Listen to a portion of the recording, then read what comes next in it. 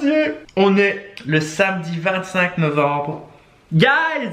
Vous n'êtes pas prêts pour ce que je vais vous annoncer? Oh mon Dieu, je suis tellement stressé parce que là j'ai la version finale. Je vous jure, je suis trop stressé. En plus, vous savez pas encore ce que c'est, vous savez pas encore. Attendez, vous êtes prêts? Attendez, je vais aller. J'ai même pas les mots. Oh, c'est magnifique. Je suis heureux de vous annoncer quoi? Bibi fait le petit trocas à Liège.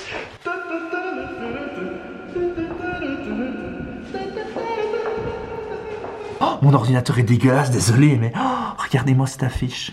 Incroyable. Vous avez vu? Ah là là là là.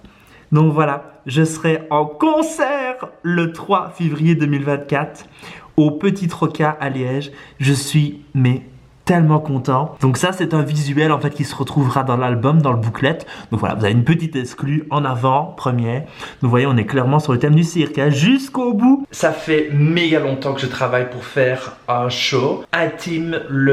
C'était soit le jour de l'album, soit le lendemain de l'album. J'ai cherché plusieurs salles. Je voulais vraiment une salle qui corresponde à l'univers du cirque, mais quelque chose de très cabaret. Et donc j'avais envie que ce soit dans ma ville natale, bien évidemment, Liège. Et alors après, c'est vrai que quand j'ai visité le Petit Trocas, c'est paru une évidence pour moi. Je me suis dit waouh, j'ai vraiment envie de le faire là. C'est intimiste, on va pouvoir se retrouver tous ensemble, ça va être trop bien, mon Dieu. Et donc l'album sortira le jour avant. Donc le lendemain, je performerai toutes les chansons de l'album. Je vous laisse avec l'épisode. C'était un petit rush supplémentaire, mais toutes les infos dans la barre d'infos pour commander vos tickets et tout sur mes réseaux sociaux, vous savez bien comme d'habitude. Voilà. Ah mon Dieu, j'ai pas les mots, je suis trop content. Je suis trop content. Coucou, on dit bonjour à Cookie. Bonjour mon amour. Bonjour mon cœur, t'es belle. Oh oui mon bébé. Elle souffle, c'est une blague. Je ne suis littéralement jamais à mon avantage dans les vidéos de vlog. Je suis soit blanc comme un lait, là, soit j'ai pas été chez le coiffeur, c'est une catastrophe. En fait, je vais me poser et on va un petit peu discuter. Je vais me mettre là mon amour, ça te dérange pas? Elle fait dodo. On est en fait la semaine de mon anniversaire. Mais en fait, je saurais commencer pas vraiment par le point que j'aimerais discuter avec vous et vous donner un petit peu une update de ce qui s'est passé. Mais je peux vous dire qu'avec cette semaine-ci qui s'écoule, oui mon cœur. Le chien de ma soeur a vraiment pas été bien ces derniers jours parce qu'en fait il a vraiment ressenti toutes mes émotions et elle a pas été au top de sa forme. Et pour tout vous dire, ça a été très dur parce que dimanche, le 19, le jour juste avant mon anniversaire, j'ai perdu ma poule. Vraiment, on a maintenant on a 15 poules. Ah oui mon amour, oui mon bébé, oui mon bébé. Je sais, tu sors, oui. Ah, tu sors mon amour. Quand j'allais les voir, c'était toujours ma chérie, je la prenais. C'était vraiment ma poule quoi. Je sais pas vous expliquer. J'avais vraiment passé une semaine mais vraiment horrible et je me suis dit à ce moment-là, il faut vraiment que tu extériorises en fait cette colère et cette souffrance que tu as par rapport à la semaine que tu as passée. Et en fait, elle était dans son cabanon, elle était en train de mourir. Elle était complètement affalée.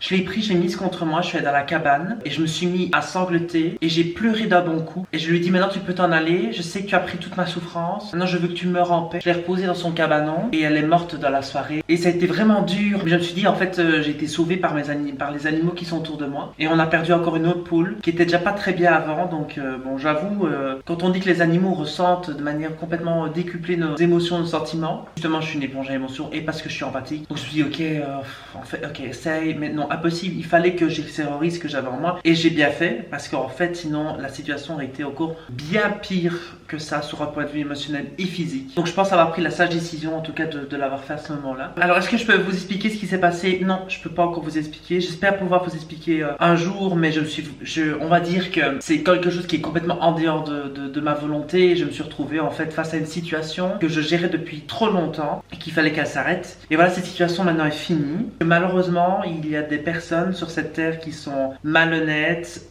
mythomanes et qui profitent de la bonté de gens, pas que de la mienne. Et donc ça m'a vraiment permis d'avoir une réalisation sur mes objectifs de vie et de ce que moi j'avais vraiment envie professionnellement et surtout dans ma vie. Mais ça fait vraiment une semaine aujourd'hui que je me remets dans le bain, je reprends goût en fait à tout. Donc ce qui est sûr que ce qui va arriver par la suite ne va pas être évident parce que ça va être beaucoup d'administratifs, beaucoup de paperasse, beaucoup de choses qui sont vraiment, il faut le dire, un peu chiantes, mais il faut le faire. Il faut le faire parce que c'est méga important et parce qu'en fait il leur vient de ma santé. Et donc ce qui est fou, c'est que dans 3 semaines sort Toxique, la chanson, le clip, et que pendant longtemps j'ai dit, qu'est-ce que j'ai dit Yves? J'ai dit, mes sentiments, ils sont des fois néfastes pour moi parce qu'ils ne me permettent pas de pouvoir m'épanouir. Et là, en fait, je me suis retrouvé dans une situation, donc clairement, c'est ce qui arrivait. Je me retrouvais dans une situation où en fait, j'ai été submergé par toutes mes émotions. Et je voulais pas être prisonnier de mes émotions, je voulais les exprimer et pouvoir les rejeter et dire, ok, c'est bon, c'est passé. Et c'est ce que j'ai fait. Et Dieu sait que j'ai des gens autour de moi, heureusement, qui m'ont épaulé, qui m'ont aidé. Et d'autres personnes qui ne font pas partie particulièrement de mon cercle proche, vous comprendrez plus tard, mais qui m'ont aidé aussi à prendre les bonnes décisions et à les accepter et à passer autre. Donc ça, c'est la parenthèse de ce qui s'est passé ces derniers jours. Mais voilà, je vous en dirai un peu plus quand je pourrai vous en dire plus. Donc voilà. Alors, aujourd'hui avec Miss Eva, je vais absolument respecter le calendrier. Elle est trop belle. On va y aller, j'arrive. Je termine ma vidéo, arrête de souffler. Et après, on prendra 4 heures, même si, ouais, le 3h20.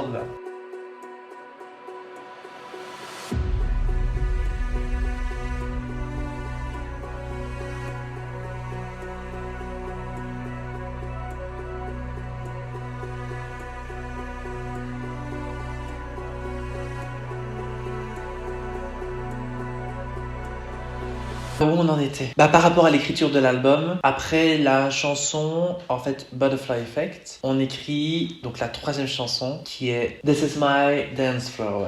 Cette chanson, en fait, elle fait écho à un album qui m'a beaucoup inspiré pendant l'écriture de K.O. C'est l'album Confession on the Dance Floor de Madonna, qui est un album que j'ai énormément écouté. Cet album est tellement incroyable, je pense que c'est l'un de mes albums préférés de Madonna, pour dire, tellement je le trouve incroyable. Le producteur avec qui elle a travaillé, qui est vraiment un génie musical, j'invite vraiment tout le monde à aller l'écouter. C'est vraiment un album qui m'a bercé même dans mon enfance et qui continue de m'inspirer à l'heure actuelle. J'avais envie de dire dans cette chanson que cette chenille qui est devenue papillon, en fait maintenant je vais reprendre possession de ce qui m'appartient. Et ce qui m'appartient, c'est ce fucking dance floor. C'est cette fucking piste de danse. C'est cette scène qui m'appartient, qui est à moi. Et personne ne pourra me la prendre. Parce que je me suis battu pour l'avoir. Je me suis battu pour être là. Et c'est une revanche sur la vie que j'ai envie de vous faire. Et je m'imaginais vraiment être au centre. Paf! À ce moment-là, je fais le décompte dans Butterfly Effect. 4, 3, 2, 1. La lumière se coupe. Et puis là, à ce moment-là, This Is My Dance Floor commence. Et là, il y a les bruits, il y a les sons des projecteurs, des lumières qui s'allument. Et là, pouf, le public, il est stomaqué, il est scotché. Il se dit, qu'est-ce qui se passe là, à ce moment-là? Waouh, ok.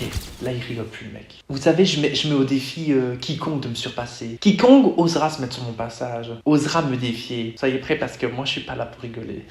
Ouais, mais c'est clairement un hymne à la danse, à la révolte. On y va, quoi. On lâche pas, quoi. Et ça a été même comme ça pendant que j'ai enregistré la chanson et pendant qu'on l'a écrit avec Vladislav. Pour This Is My Dance Floor, j'avais ça.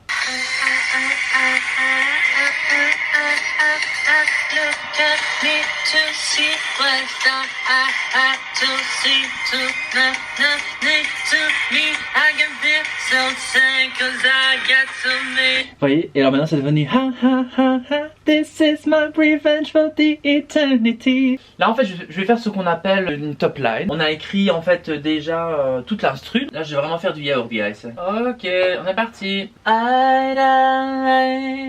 I have to see. Eyes on me, you can see I'm strong. No one's scared about me, am I wrong? I got so much pain to pour in the river. Everybody look at me, this is my dance floor. Attendez, parce que là je pense qu'on tient.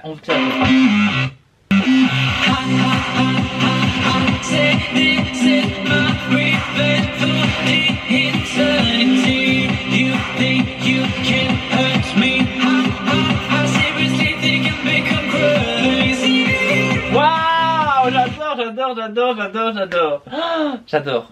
I love it. Les gars, il faut que je continue là. Là, je suis chaud là. Là, j'ai envie de mettre du français. C'est quoi après? Crazy.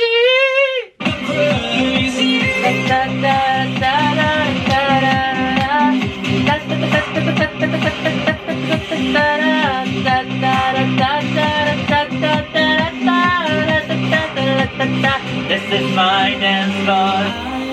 Yes, Ça, c'était la top line. Quand j'ai commencé à écrire cette chanson, je me suis en fait projeté sur une scène, comme je vous l'ai dit, mais je me disais quelle scène en fait? Une scène de cabaret? Une scène de spectacle? Dans ma tête, il y avait toujours, il faut que tu crées une direction artistique pour cet album, un univers. Tu veux un truc un peu dark, apocalyptique, ok, on a capté. Mais j'avais toujours cette idée de me dire c'est pas assez, il faut quelque chose de plus précis. Quelque chose qui fait que tu arrives à connecter et que ça prenne sens. Et je me suis dit, mais pourquoi pas le cirque? Et je m'étais toujours dit, ton deuxième ou troisième album, ce sera autour de l'univers du cirque. Parce que je suis un grand fan du cirque. C'est même pas que je suis un amateur, c'est que pour moi le cirque c'est vraiment c'est l'endroit de prédilection. Dès qu'il y a un cirque qui passe dans ma région, j'y vais parce que vraiment c'est un endroit dans lequel je me sens bien. Et j'avais le souvenir que j'allais au cirque avec mes grands-parents quand j'étais enfant et que j'étais toujours émerveillé. À l'époque il y avait encore des animaux dans le cirque. Bon, avec le recul, je me dis les animaux c'est pas leur place dans un cirque. Les cirques de l'époque, visuellement dans les illustrations, c'est beau de voir des animaux. L'envers du décor est moins beau. J'ai une photo de moi avec un lionceau, vraiment je pense dans mes bras ou avec un clown à mes côtés. Et la première chose que j'ai dit à ma grand-mère après avoir pris la photo, c'est de dire à ma grand-mère, mais mamie, t'es sûre que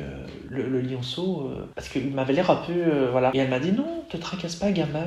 Et je savais déjà qu'à l'époque, elle me protégeait parce qu'elle avait déjà compris que j'étais très très sensible et que de savoir que ce lionceau, en fait, c'était pas sa place. Et qu'en fait, ce lionceau, il avait pas à prendre des photos avec des enfants. C'est pas du tout le truc qu'il fallait lui faire faire.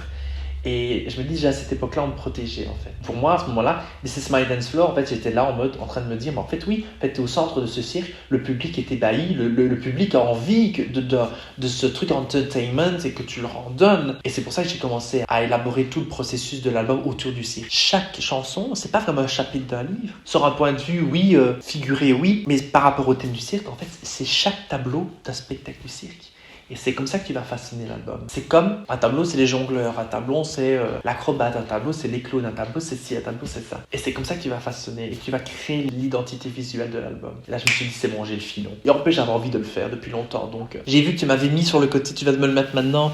C'est en fait, c'est clairement ça, en fait, aussi, qui a façonné l'idée du cirque. C'est qu'en fait, j'avais envie d'avoir des références aussi artistiques pour compléter ça. Faire le lien aussi avec le chaos. Je suis un grand, gigantesque fan de l'artiste qui s'appelle Marc Dion. C'est avec lui qu'on a créé, avec Lola, que vous connaissez pour avoir fait la scéno pour mon précédent défilé, pour Nature Morte. Et avec Lola, on a en fait s'est inspiré de cette œuvre pour la pochette de l'album. Je trouve que c'est un artiste incroyable. Et je trouve que cette affiche-là, cette représentation, en fait, c'était vraiment une représentation du chaos et du désordre que ça pouvait créer. Et donc c'est pour ça qu'on s'est inspiré de ça et que j'ai voulu le lier en fait avec l'univers du cirque parce que pour moi, ça avait énormément de sens de le faire. Et c'est pour ça que je l'ai fait de cette manière-là en fait. Et que pendant tout le processus de création, j'ai fait le parallèle entre l'œuvre de Marc Dion, ses œuvres, son travail et avec l'univers du cirque.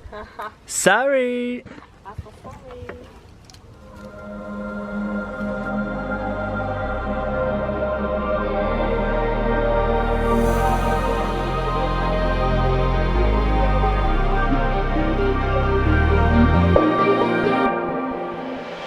Bon voilà, nous avons fini en 1h30. Je ne vais pas montrer Lola à la caméra parce que bien évidemment... Génial, ouais, pouce en l'air, likez. Mon Dieu, le bordel. J'étais parti du principe que je voulais au maximum enregistrer les chansons et les écrire dans l'ordre dans lequel je les avais écrits dans ce fameux document. À ce moment-là, Toxic, il y avait un trou parce que j'avais encore un petit peu un doute sur la direction de la chanson entre Toxic et Butterfly Effect. Donc il y avait Butterfly Effect, This is my dance floor et puis la suivante. Et la suivante, vraiment, c'est vraiment une aussi qui me tenait à cœur et c'était vraiment un titre de chanson que je voulais dans cet album. Et cette chanson, elle s'appelle Karma. Je pense que bon, voilà, on fait comme on peut. On fait comme on peut, tu m'as demandé, et ben voilà. J'ai acheté un concert Katy Perry, Witness Tour. Et j'avais été tout ça, c'était vraiment mon premier gros concert, tout ça. Ce collier ne me perd pas. On les voit, hein, les gens là qui veulent nous jeter de mauvais oeil, on les voit.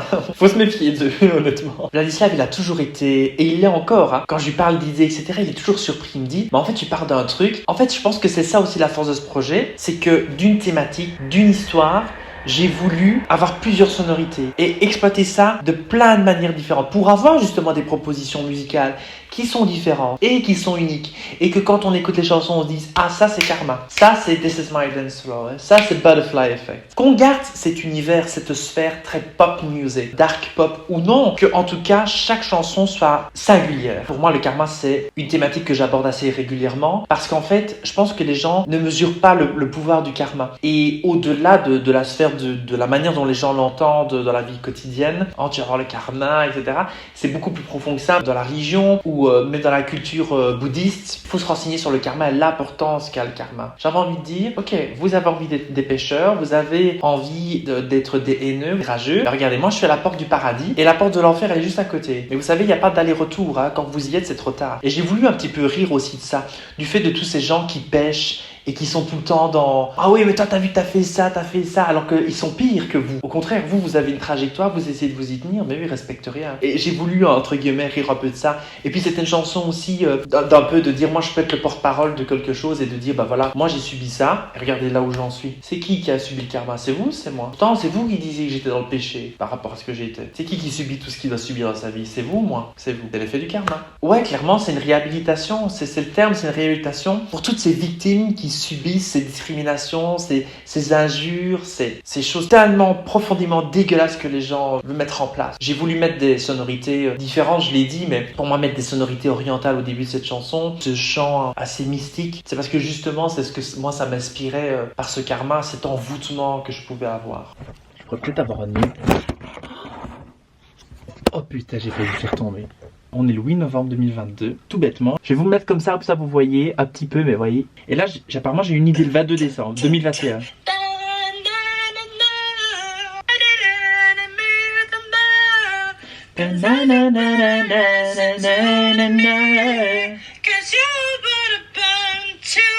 Alors ça ne veut absolument rien dire ce que je dis, mais c'est pour avoir l'idée de la tonalité, l'idée de l'attention que je veux mettre.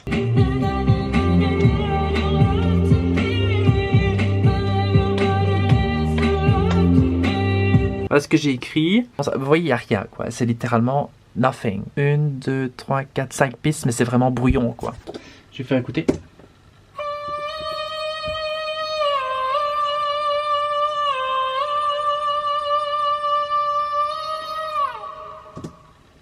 Voilà, clairement direct. Et j'ai rajouté ça en dessous. Et les deux ensemble.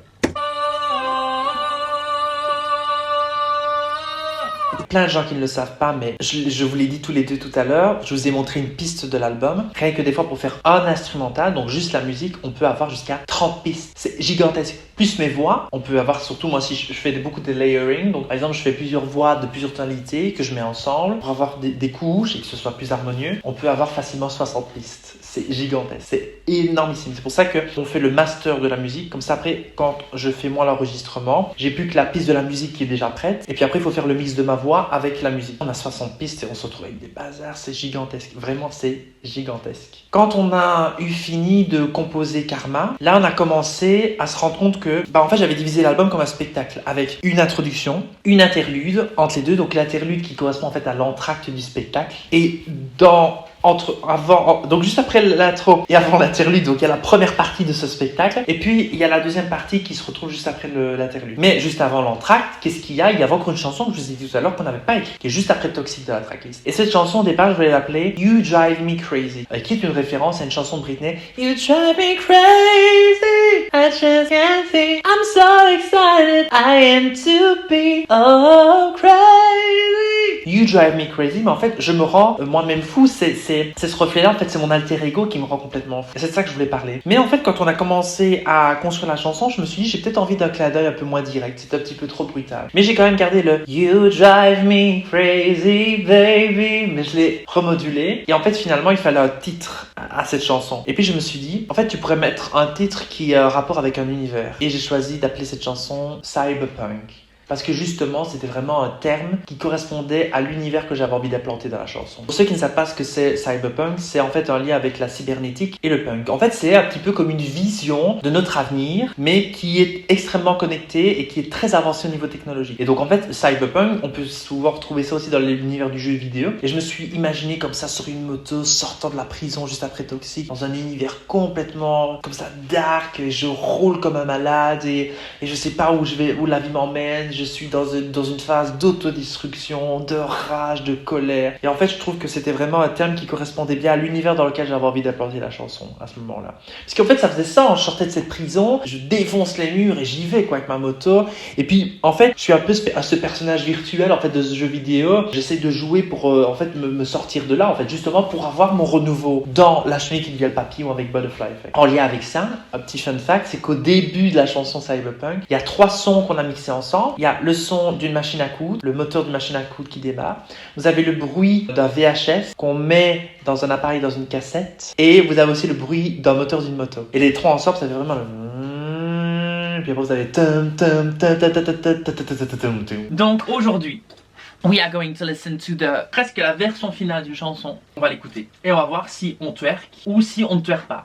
Alors si on ne twerk pas, pas bonne nouvelle. Si on twerk, très bonne nouvelle. Let's go!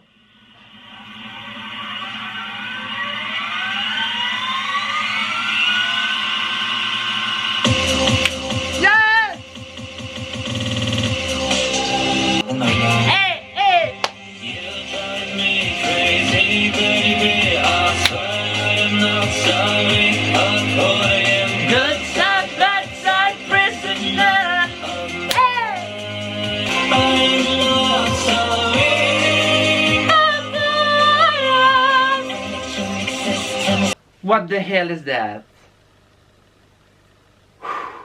Que d'émotion! Attendez, je vais faire un tour, un aller-retour et je reviens. Choqué. C'est un peu l'histoire voilà, de Cyberpunk. J'étais persuadé pendant longtemps que l'album allait sortir en 2022. Je me suis dit, même fin 2022, franchement, t'auras le temps, t'es relax, tu travailles dessus depuis janvier 2021, vraiment à fond. J'en discutais avec Vlad et puis on se dit, waouh, mais en fait non. Vu le travail qu'on met sur chaque chanson et vu l'ampleur que ça prend, on sera jamais prêt. Il y a trop de travail. Et donc après, à ce moment-là, je me dis, bon, à ce moment-là, il faut encore faire l'intro de l'album, il faut encore faire la deuxième partie de l'album, c'est impossible. Donc à ce moment-là, on se dit quoi? Qu'est-ce qu'on va faire? On se dit, on va pas se prendre la tête. Voilà, on va sortir Toxic, on va la chanter en 2022 et on verra un petit peu après comment ça se profile. Puis c'est vrai qu'en 2022, on a commencé tout doucement à un petit peu mieux voir comment on allait se projeter, même si entre-temps, les plans ont quand même un peu changé, mais c'était beaucoup plus clair dans ma tête. Donc je me suis dit, écoute, on va mettre ça de côté, on va y revenir juste après, mais on va au moins terminer la première partie de l'album, comme ça au moins ça se sera fini. Et donc dans la première partie de l'album, voilà, il ne restait plus que écrire vraiment quoi? L'introduction de l'album, et donc The Chaos. Et donc c'est là, à ce moment-là, qu'on a écrit l'intro de l'album. Quand j'ai écrit, j'hésitais à est-ce que je chante dans cette intro, est-ce que je chante pas? Et puis finalement, en fait, on est resté sur que de l'instru. Le texte que j'ai écrit, que j'allais justement normalement soit parler ou chanter dans la version de l'album, finalement, je me suis dit, c'est le texte que je vais garder pour ajouter dans le booklet, dans l'album, dans la version physique. Et c'est le texte que je partagerai le jour de la sortie de l'album. Parce qu'en fait, c'était vraiment un texte qui me tenait à cœur. J'avais vraiment envie que la musique parle d'elle-même, en fait, dans l'introduction. J'avais pas envie d'avoir nécessairement besoin de moi parler en plus pour que ce soit clair. Et donc, on a vraiment divisé cette introduction en plusieurs parties pour avoir un peu cet esprit de, ok, on découvre, on est, ce truc très cinématographique, l'univers du chaos, comme ça. Et puis là, il y a le cri des gens, on comprend qu'il se passe quelque chose, il y a des éléments, voilà. Mais je voulais vraiment que ce soit très fantasme, très chaotique, très apocalyptique, mais qu'on comprenne comme ça qu'on est vraiment dans ce cirque qui est en train de se créer, en fait, tout ce spectacle qui est en train de se mettre en scène. Que là, vraiment, on vient d'annoncer que le spectacle allait commencer et qu'il fallait vraiment que les gens soient accrochés parce qu'il y a le personnage de Raphaël qui arrive et soyez accrochés parce que le mec, il est à fond, quoi. Et c'est comme ça vraiment qu'on a construit l'introduction d'album. Donc, l'introduction étant finie à ce moment-là, de nouveau, hop, on se redit, bon, qu'est-ce qu'on fait? Et donc là, je dis à Vladislav, ok, mars 2023, premier single Toxic. Juin, on sort Butterfly Effect. Et septembre, on sort l'album, début septembre. Puis je me suis dit, tu vas sortir fin juin Butterfly Effect. Tu vas annoncer à ce moment-là l'album qui ressort 2 mois et demi plus tard. Tu vas trop vite. Ne balance pas un tel projet comme ça. Puis je me suis dit, en fait, on va faire autrement. On va annoncer l'album avec la pochette le premier jour de septembre, qui tombe en plus un vendredi, donc c'est souvent les annonces, etc. Donc je me suis dit, c'est parfait. Et 6 mois plus tard, tu sors l'album. Et moi, j'avais vraiment envie d'étaler, etc. Puis je me suis dit, finalement, tu sors un premier single en mars 2023, tu sors ton album en février 2024. C'est pas si long que ça. Donc je me suis dit, il faut choisir une bonne date. Donc effectivement, là, je l'ai dit, c'est en février. Mais c'était soit voilà, fin janvier ou début février. Puis je me suis dit, en fait, j'ai envie de sortir le premier vendredi de février. C'est mon mois d'anniversaire. Normalement, un an auparavant, voilà, j'avais vécu quelque chose d'horrible, de triste à moi, vraiment. Et donc là, j'ai vraiment envie que ce soit un mois heureux. Parce que souvent, janvier, février, c'est des périodes assez compliquées pour moi. Et là, j'avais vraiment envie que ce soit une période joyeuse. Et je me suis dit, alors voilà, premier vendredi de février, tu le sors. Donc le 2 du 2 2024. Donc là, je suis vraiment... Moi, je suis lié à 2 chiffres, le 11 et le 2. Et si vous regardez bien le 11, si vous additionnez les chiffres, c'est le 2. Le 2 parce qu'en fait, il est omniprésent aussi dans ma vie comme le 11. Moi, je suis né le 20 du 2. Ma plus grosse idole, Rihanna, avec plein d'autres, mais vraiment, Rihanna, c'est la chanteuse de cœur. Elle est née le 20 du 2, comme moi, le 20 février. Puis je me suis dit, non, voilà. Il y a trop de signes qui font que ça se passe super bien pour que ça se mette ce moment-là. Et donc, c'est à ce moment-là qu'on décide de sortir l'album le vendredi 2 février 2024. Et donc pour moi la boucle elle était bouclée. À ce moment-là, ok, on se dit, on a fait le poids, on a décidé que l'album il allait sortir cette telle date-là. On se remet à l'écriture. En fait, je suis un peu parti en mode, dans la deuxième partie de l'album, on a déjà écrit Genesis. Donc en fait, est-ce qu'on est obligé de resuivre l'ordre particulier? Puis il y avait des chansons que j'avais plus d'aspiration à ce moment-là, ou que j'avais peut-être plus facile à vouloir écrire à ce moment-là. Et donc je me dis, ok, en fait on va écrire une chanson qui me tient vraiment fort à cœur. Et c'est la dernière piste de l'album. Et cette chanson, en fait, elle est en corrélation avec la dernière piste aussi de mon premier album qui s'appelait Heads in the Clouds, la tête dans les nuages. Et j'avais envie d'appeler la dernière chanson de mon deuxième album Feet on the Ground, les pieds sur terre. Parce que même si j'ai la tête dans les nuages, j'ai toujours eu et j'ai toujours les pieds sur terre, malgré ce qui m'arrive. Je crois que c'était vraiment un beau message. Alors, il est évident que ce que je filme ne met absolument pas en valeur, que la qualité est catastrophique, mais au moins vous voyez the real life. I thought that I would be a better person, living in darkness, but I was before fighting. I thought that I would be a better person, living in darkness, but I was before. On tente les gars, on tente. Donc c'est pour apporter de la dimension à la chanson. Si je mets ma voix, je mets vraiment l'ensemble en musique, ça fonctionne.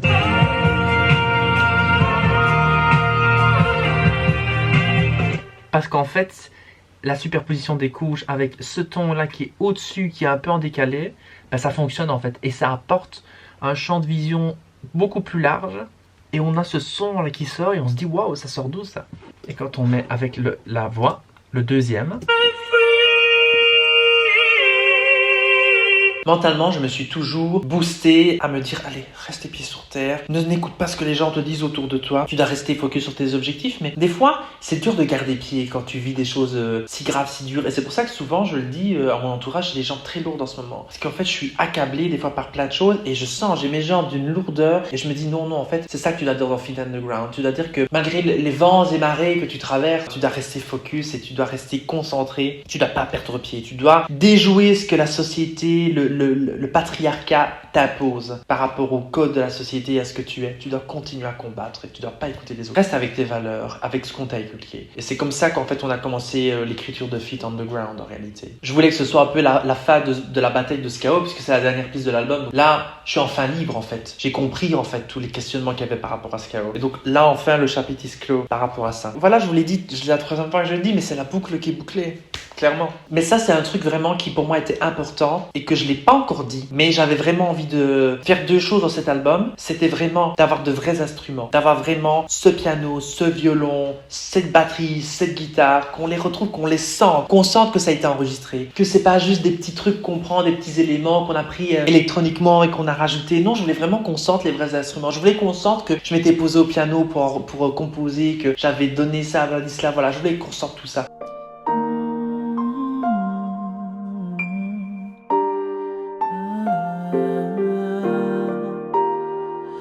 Pouvoir toujours garder les pieds sur terre, contre vents et marées, je voudrais tant me noyer pour pouvoir me prouver que je sais me relever. Je ne reculerai plus jamais devant rien, je garde la soif de me battre pour ce dont je ne cesse de croire. Une nouvelle vie, le vide d'un second souffle, j'exprime le cri de ma délivrance. Équilibre en chute libre, les flammes peuvent-elles me sauver de ce périple? Whatever that happened in my life, I kept my feet on the ground, no matter what they said about me and my life. La bataille est éternelle, l'adieu à ce que tu es, mes propres mots qui meurent en plein cœur. Et la deuxième chose, c'est que j'avais vraiment envie de mettre du français. Je m'étais rendu compte que, pour une fois, le français, des fois, venait plus facilement que l'anglais pour certaines choses. Il y avait certaines choses que j'avais envie de dire en anglais, que j'avais envie de m'exprimer en anglais pour certaines choses, et d'autres en français. Et que ça avait du sens. Et que, avoir du français et de l'anglais dans une chanson, bah, des fois, je suis là en mode, ah, ouais, ok, ouais, ça fait un peu. Mais là, en fait, c'était clairement, c'était logique, en fait, de le faire. Et j'en discutais souvent avec ma prof de chant viril, puis elle me disait, mais en fait, elle me dit, c'est toi qui crée, c'est ton style, elle me disait tout le temps, c'est ton style de le faire comme ça. Alors fais-le, elle me dit, t'es en train, elle me dit, de créer ton identité artistique, lyrique, tout, elle me dit, fais-le. Et elle avait raison, et j'ai bien fait de le faire, parce que moi, j'en ressentais vraiment le besoin. J'ai vraiment construit quelque chose qui venait du cœur, parce que pour moi, c'était ça qui comptait, c'est que ça venait du cœur, que ce soit authentique, et ça s'est ressenti dans tout le processus. Et même quand j'ai fait écouter la chanson à mon entourage, je pense que c'est ça qui est ressorti. Et je pense que c'est ça qui m'a fait plaisir, c'est qu'on comprenne, ah ouais, ok, cette chanson-là, c'est vraiment la chanson qui boucle le tout. Après, quand on a écrit Feet on the Ground, il y avait une chanson. Faut vous dire que cette chanson, ça a été ma bête noire. Je l'ai fait écouter à quelqu'un qui s'appelle Nicolas, qui est un producteur, que j'embrasse aussi s'il passe par cette vidéo. Et je lui avais fait écouter l'instrumental, je lui ai dit, franchement, je sais pas quoi faire avec cette chanson. En fait, quand je l'ai écrit, déjà le titre, il faut savoir que le titre de cette chanson, quand je l'ai écrit dans mon fameux document Word, j'étais tombé dessus dans un magazine anglais. Je pense que c'est le Vogue ou le Elle. Je me dis, mais c'est quoi ce mot? J'avais jamais vu ce mot. Et ce mot, c'était miscellaneous. J'ai dit, c'est quoi ce mot? Ça veut dire quoi? Je vois, en fait, ça veut dire divers, variés. Je me suis dit, je vais écrire une chanson là-dessus. C'est trop perché pour ne rien faire avec ce titre. Il faut créer un truc. Et c'est vrai que j'avais toujours cette idée de faire un truc, parce que vu qu'on est dans l'univers du cirque, j'avais envie de créer une chanson un peu clownesque, un peu humoristique, un peu what the fuck. Et je me suis dit, en fait, c'est le titre parfait. Mais pendant longtemps, je savais pas quoi faire avec cette chanson. Et je me suis dit à un moment, ok, il y a d'autres chansons que tu as envie d'écrire, mais pose-toi sur cette chanson-là et écris quelque chose. Donc là, à ce moment-là, de ce que je vous dis, c'était vraiment, j'étais à l'époque du lyrique. Mais rien que pour la composition musicale, c'était déjà extrêmement compliqué. Parce qu'en fait, quand j'ai commencé à l'écrire avec Vladislav, j'avais pas trop des aspirations par rapport à ça. Je lui ai dit, on partirait bien sur un délire un petit peu pop, trap, R&B, comme on avait dans le début des années 2000. Et puis c'est là, à ce moment-là, qu'en fait, on a eu cette première démo, en fait, qu'on a créée.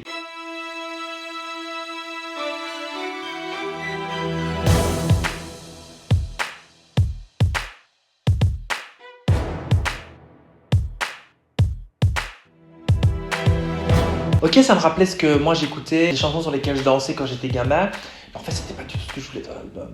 J'ai dit, ok, bon, écoute, laisse tomber, mets ça de côté. On va vraiment aller à fond. Je lui dis, j'essaie de me projeter dans un scénario. Je me dis, ok, cette chanson, c'est clownesque. Je suis en clown, comme ça, dans le cirque. Je me dis, bah écoute, imagine, il y a la boule de disco qui descend. Et je suis en train de dire aux gens, bah voilà, pendant 2 minutes, vous allez rien comprendre de ce qui va se passer. Je vais dire n'importe quoi. Je vais chanter n'importe quoi. Mais on est juste là pour faire la fête. Et on y va et on se lance. Et puis je me suis dit, on va faire un truc rocambolesque. Et c'est comme ça qu'en fait, est né à la fois les sonorités assez pop, disco, dance de la chanson. Et après, le lyrics qui a suivi, les paroles que j'ai écrites complètement what the fuck, quoi.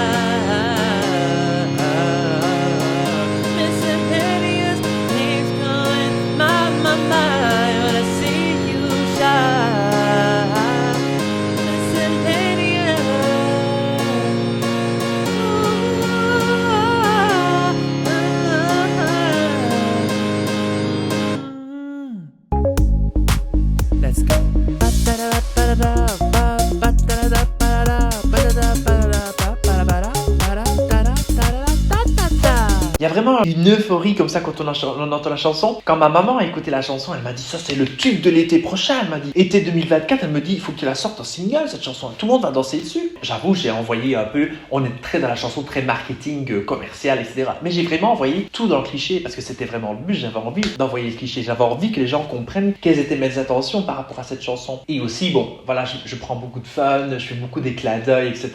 par rapport à plein de choses. Mais je fais aussi un clin d'œil, pour ceux qui l'auront compris, à une chanson que j'avais sortie dans mon premier album qui s'appelle Stargazing. Et plus ou moins au milieu de la chanson, à un moment, je fais la musique, elle se coupe comme ça, et puis elle redémarre doucement. Et je dis, ok, bring the beat back. En mode, remets le son, mec, remets le son. Et puis là, le son redémarre, il se remet plus fort, et puis je recommence à chanter. Ok. Bring the beat back. Let's go! Et je me suis dit, imagine, je dis à Vladislav, t'es au milieu de ta soirée, et puis le DJ, il pète le plomb, t'es en train de chanter, fais-tu vite à bien vivre, mais c'est lyrics, things come in my mind, when I see you shine. Et puis là, boum, coupe la musique. Puis je dis, mais t'imagines, Là, je suis en train de dire, ouais, attends, tu fais quoi, mec? Remets bien le son. On a compris, tu m'as déjà fait le coup d'une chanson dans mon précédent album. Maintenant, tu remets la chanson. Il y a toute la communauté qui est avec moi LGBTQIA+, qui attend. Il y a les fêtards qui attendent pour qu'on danse. Je me suis dit, on va créer vraiment ça dans la chanson et ça va être un truc complètement what the fuck. Et finalement, en fait, oui, on a beaucoup ri et la chanson a pris tout son sens, en fait. Et c'est là, à ce moment-là, je me suis dit, ok, là, elle a sa place dans l'album. Maintenant, t'as beaucoup rigolé, t'as fait le malin avec ça, hi, ha. Mais n'oublie pas quand même qu'en tête, il y a quand même une chanson en particulier quand même qui taraude un peu l'esprit et laquelle t'as pas envie d'écrire parce que t'as peur de ce qui va arriver, mais il faut que tu le fasses. Et c'est là qu'on est rentré dans le processus de création d'une chanson en particulier que je redoutais beaucoup et qui a été très dur, honnêtement. Ça a été très dur. C'était vraiment l'opposé de Miscellaneous. J'avais peur parce que ça allait ressurgir des choses de mon passé. D'une certaine manière, au plus profond de moi, je savais que ça allait être potentiellement ma chanson préférée de l'album. Et je pense que c'est ça que j'avais peur. Parce que je savais que ça allait être la chanson où j'allais être le plus vulnérable et où j'allais parler des choses qui me hantaient depuis tellement longtemps. Et c'est comme ça que j'ai commencé à écrire la chanson suivante et que j'ai envoyé à Mela Vladislav et que là on s'est dit ok, on va rentrer là dans une autre dimension, vraiment.